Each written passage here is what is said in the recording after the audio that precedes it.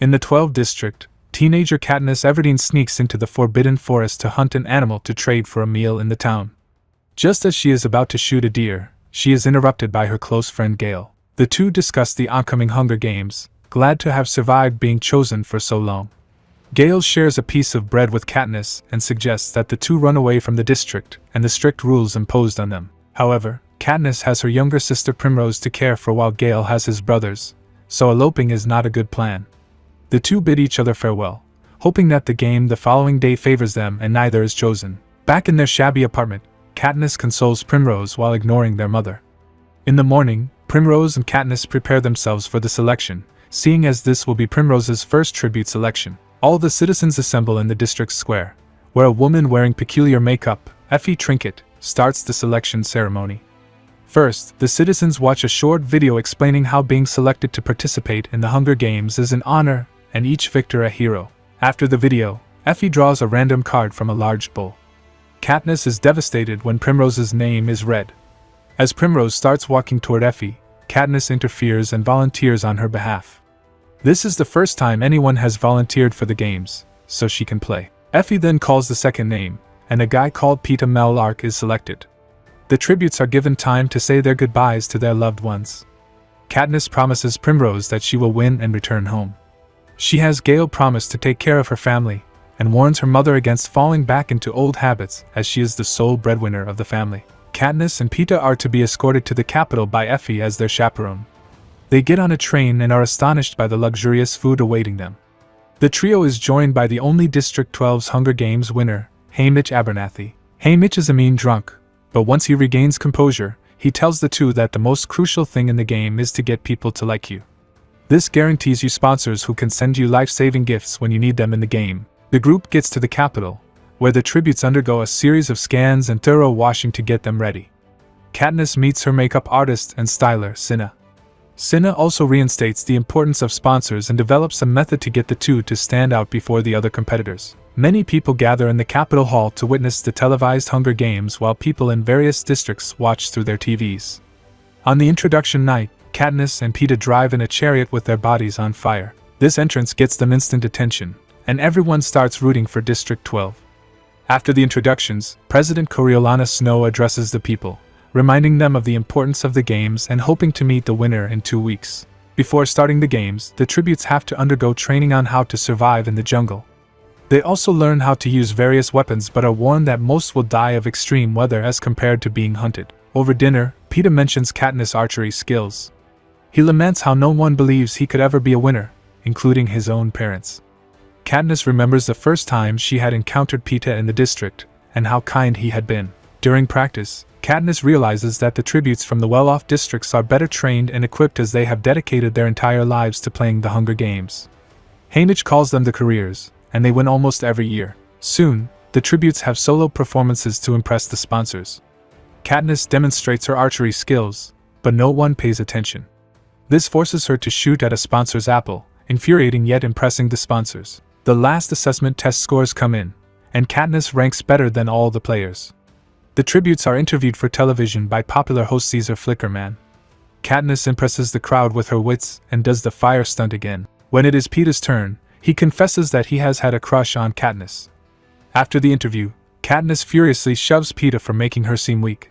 But Haymitch believes this could work to their advantage as it portrays her as desirable. The D-Day arrives and the tributes are prepared for the game.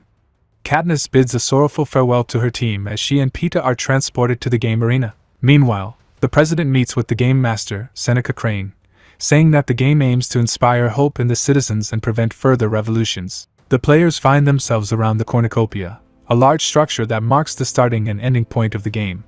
As the clock counts down, the players get ready to grab whatever supplies they can in preparation for the game. Katniss wants to grab some things, too, so she ignores Peeta's warning about running into the woods. As soon as the countdown is over, all the players save for Peeta run to the supplies. However, the careers get there first and eliminate as many people as possible. Katniss grabs a bag but is accosted by another player. Luckily, someone kills the player before he can eliminate Katniss. However, the person, Foxface, goes after Katniss next, but she manages to run away and hide in the woods. Katniss finds a rope and an empty bottle in her bag. She quickly finds water and then ties the rope around her waist as she intends to hide up in the trees. Later that night, Katniss learns that over half the players have been eliminated. Katniss' game plan is to avoid the others by fleeing as deep into the woods as possible. However, Seneca soon catches up to her plan and asks one of the technicians to intervene. Katniss is woken up on the tree by smoke and realizes the forest is on fire. She starts running away while Seneca throws several fireballs at her to lead her back to the others. Fortunately, Katniss escapes the fire but sustains a severe burn on her thigh. She jumps into a river to treat her injury, but the careers soon spot her and start chasing her. Katniss climbs a tall tree, but he slips and falls. Another archer, Glimmer, tries to aim at Katniss, but she misses. Peeta, who has joined the group, asks them to conserve their energy and wait Katniss out. In the middle of the night, a small parachute lands on the tree, showing that Katniss has her first gift. The gift is an ointment for her thigh injury, and a note asking her to win the game. In the morning, Katniss is drawn to the youngest tribute, Rue of the 11th District. Rue discreetly asks Katniss to release a nest of genetically modified venomous wasps on the careers sleeping below. Katniss quickly does this, sustaining a few bites herself. The attack is enough to send everyone running for their lives, but Glimmer succumbs to the wasps. Katniss grabs Glimmer's bow and arrows and runs away but passes out from the stings sustained. She remembers when her father passed on in an explosion and how her mother isolated herself in grief, explaining their estrangement. When she comes to, she finds Rue has taken care of her injuries, and the two become friends. They devise a plan to get more supplies, but Katniss blows up the supplies to trigger the surrounding landmines. She reunites with Rue, who has been trapped under a net. However, someone approaches them from behind, causing Katniss to turn around and shoot the intruder. She turns back to Rue and finds that the intruder has already shot an arrow, and it's lodged in Rue's body. The two share last moments with Rue urging Katniss to win.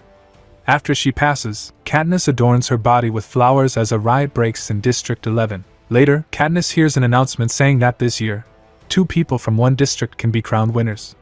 This is after Haymitch tells Seneca that the love story between Katniss and Peeta will calm the riots. Katniss finds a heavily wounded Peeta by the river, and the two hide in a cave. Another announcement informs the survivors of some supplies at the cornucopia.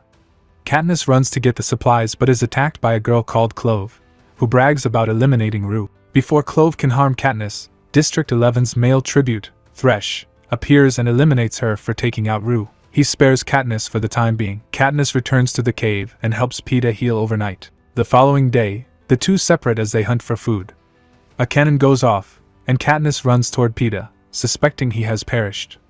Fortunately, Peeta is alive, but the two discover Foxface dead after eating some of the wild berries Peeta was collecting. Now that most players have been eliminated, Seneca unleashes genetically modified beasts, which destroy Thresh and chase after the two, causing them to seek refuge on top of the cornucopia. The two encounter Cato, and a fierce fight ensues, during which Cato headlocks Peeta and uses him as a shield against Katniss' arrows. Peeta directs her to shoot Cato's hand, allowing him to throw Cato to the beasts, and Katniss mercies him. However, Seneca changes the rules again, saying only one can be the victor. Peeta wants Katniss to eliminate him.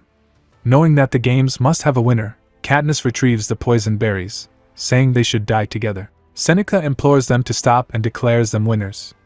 In the aftermath, the two are crowned by the president, but Haymitch is worried that Katniss' trickery and defiance acts will cause more misery than good. The two return home just as the president locks Crane in a room with the poison berries while planning his next move. Do leave a comment telling us your favorite part of the movie. Hit the like button, subscribe to our channel, and hit the notification bell so you don't miss the next recap. Until next time, folks, take care and goodbye.